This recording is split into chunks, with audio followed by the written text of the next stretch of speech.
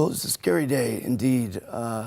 We were just back from a vacation that my family took together and had been burglarized. So we were settling with the insurance company about this burglary that happened while we were gone. And I was usually working in a restaurant in the late evenings, and that night was my night off, so I was out with friends. But my dad was out of town on business, and he had flown to San Francisco for that. When he left, he said, "Take care of your mom and your brother's chum, and we'll get to those smoke detectors as soon as I get back." We had tried to install some smoke detectors the night before and didn't have the right batteries for them. So it was quite ironic that I came home from visiting some friends that night, had a glass of milk, turned in as I normally would, and then woke an hour later to intense heat and a bright orange flickering light. It was incredibly traumatic. You were so heroic. You got your two brothers out the window, saved their lives, tried to go and save your mom and youngest brother, couldn't get through the fire. And you were hailed as a hero for all of that, but you didn't feel that at all, did you? No, and I'm not sure most heroes do at the time. It was, I think, part of my genetic makeup has always been to go to the heart of danger. And as soon as I woke, I knew just reflexively to get everyone out. And my mom and brother, unfortunately, were on the opposite side of the house. So my brothers, one who shared a bedroom with me, Tim, woke up right away. And Dan and Packy, in the room adjacent, were also awakened by my screams and were climbing out their windows. So I felt confident that they would make it out. But in trying to get to the other side of the house, I lost oxygen and punched a window out by knocking it off its tracks. That precluded me from escaping that way. So I turned toward the stairs and fell partway down the stairs. But rather than go back up and out, I made the critically vital decision to get out as fast as possible was to go to the front door. But the front door heated in the heat and precluded me from opening it just because the metal had swollen. And then I got as low as I could and made it to the back of the house where the firemen found me, blocking the door actually. Right. So of course you wouldn't be able to escape a tragedy like that unscathed, and you came out of that horrific event with about 60 to 70% of your body burned, with a 20% chance of survival. Can you tell us about the brutal days following the fire and your recovery? Well, from the moment I regained consciousness on the way to the hospital in the ambulance, I could hear and knew something terrible was happening. I was in an incredible amount of pain and was worried about my mother and brother that I hadn't been able to get out of the house. But I honestly prayed that God would take my life.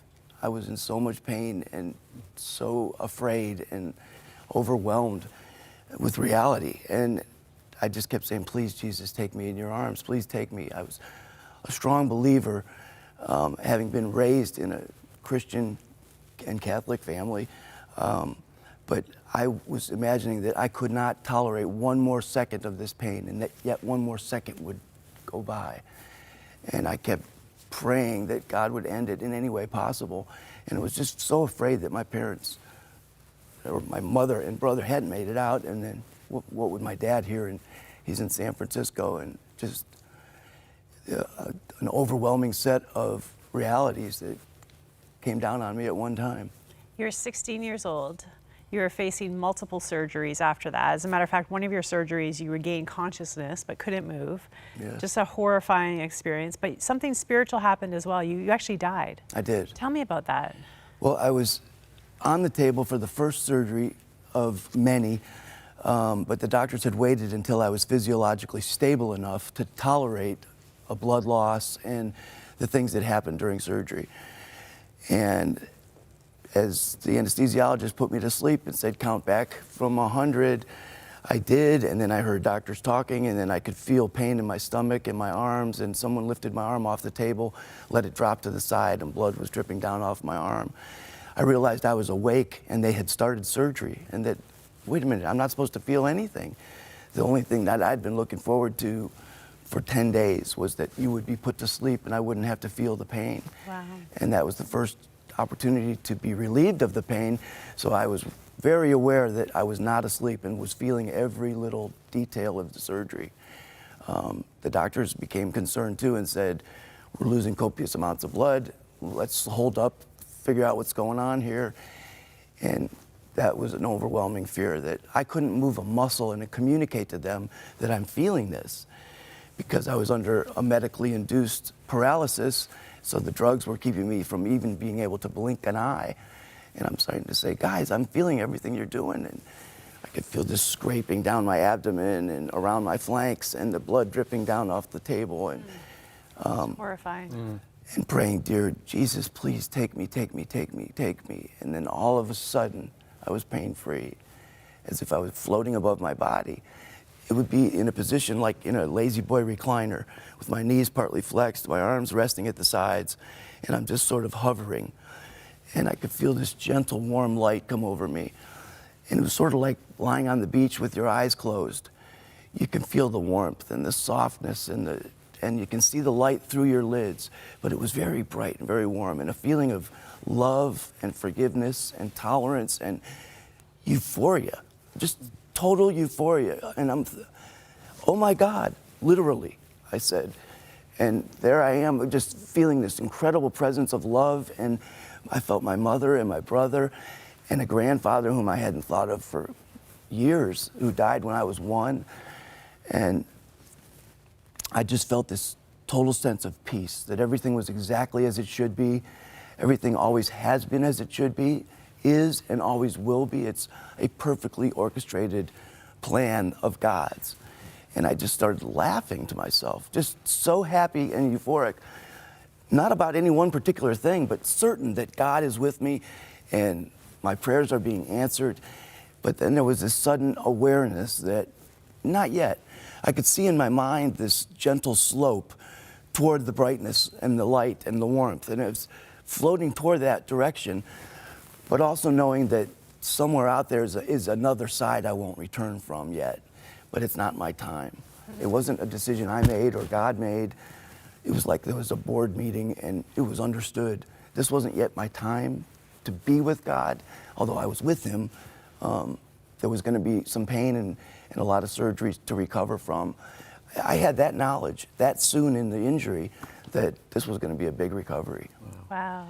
Despite the power of that spiritual experience, Mark, the recovery outside of that surgery, involved a fair amount of discouragement and depression along the way. You faced multiple surgeries thereafter. Tell us a little bit about your recovery after that surgery, which, I'm sure, it just was indescribable pain and discomfort. Well, even when I woke, I knew they had opened my abdomen and I could feel these tight, what they called retaining sutures, because I was so swollen and so much fluid overload that they couldn't even get my abdomen closed with regular sutures, and they used these big retention sutures. And again, I felt this incredible pain. It was a new pain in my abdomen and stomach that I hadn't felt before. But I did have a certain awareness that it was supposed to be. That just go with the flow, ride this ride, and trust your God. But yet I was afraid. And I've often said, having seen the burning bush, so to speak, you would think all of my decisions would be so much easier. Haven't we all said, boy, if God would just tell me it, just so I know for sure that little bit of doubt I have could be erased, life would be a different story. Mm-hmm. Well, I didn't wake that way. I didn't wake with that certainty. There was still that little tiny part of me that wasn't sure, or that questioned, why was this happening to me?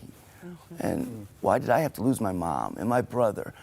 So yes, Mark, I did feel like I had a partner in my recovery, but it was not necessarily a completely synchronized relationship, and there was some contention and some anger. Mm-hmm. I'm sure, years later I realized it was anger, but I felt abandoned in the moment. Now my mom's gone, and my poor father, I was so heartbroken for the pain he must be suffering, having lost a child and a wife, and his oldest son is in critical condition. So I thought recovery was possible maybe at that point, but I sure didn't know how I was going to find the strength to do what had to be done. And you know, I think you're a 16-year-old boy, just lost his mom and his brother, going through this incredible trauma, all these surgeries. Of course you struggle, it's completely understandable, but you had this incredible doctor, Dr. Fratt, who came in and really helped you in one of your darkest moments. Tell me about him. He's a spiritual warrior, I've always called him.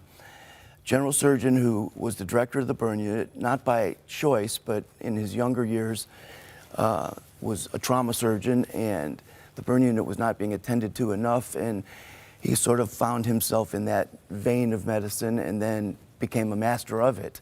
But not only because he was scientifically brilliant and a good doctor graduating from a great medical school, Case Western Reserve University, but because he had a heart of a giant, just so much love and compassion that he was someone anyone could easily identify with, just a strong, charismatic personality, and a strong believer. He would go to service or to church on Sundays if he was at the hospital, which was most Sundays.